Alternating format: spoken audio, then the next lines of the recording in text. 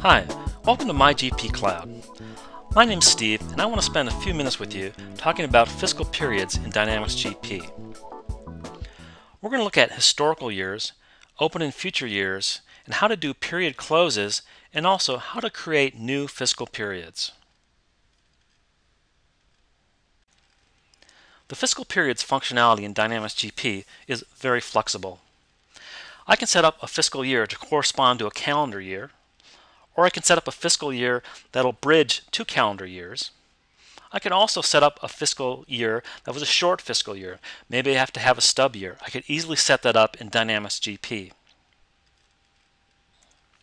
Let's take a look at this functionality. To access the fiscal period setup window, I'll go to Tools, Setup, Company, and Fiscal Periods. Within this screen, I can see all the fiscal periods, the fiscal years I have set up in my system.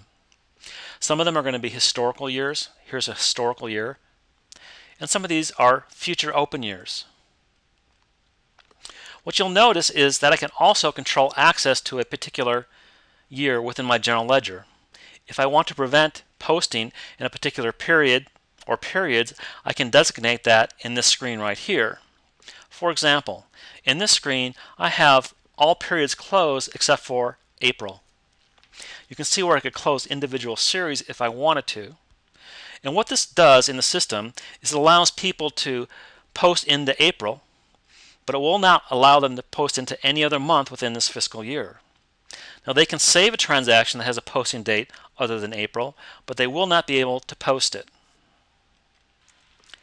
GP also allows me to reopen a period after it's been closed. So for example, say I'm in April and I want to open up the third period because I have a transaction I need to process in there. I can open up the financial, the general ledger.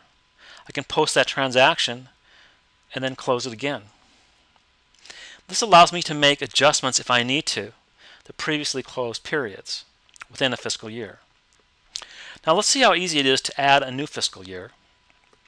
I have fiscal years going from 2010 to 2018 in my system. Say I want to add 2019. It's easy to do. I can just type in 2019. I'll tab off that. It'll give me the first day and the last day. If I had a short year for some reason, I could put the first day and last day to correspond to that actual fiscal year. I can have up to 52 different periods within my fiscal year if I want to.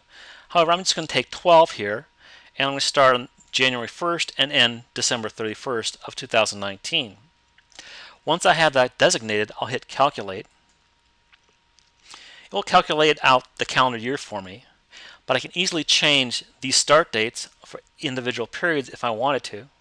So for example, if I had a 445 fiscal calendar, I could easily do that within Dynamics GP by altering the start dates to equal the starting day of each period. I can also override these period names, put in the names of the month if I wanted to.